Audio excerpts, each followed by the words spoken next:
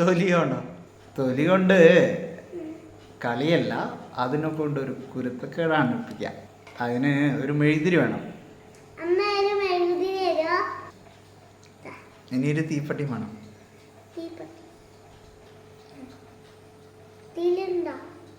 ആ, ഇനി ലൈറ്റെല്ലാം ഓഫ് ചെയ്യണം.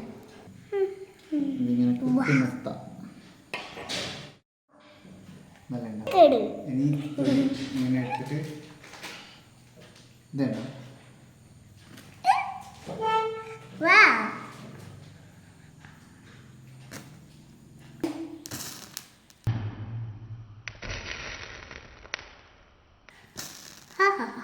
കഴിഞ്ഞു. ഇനി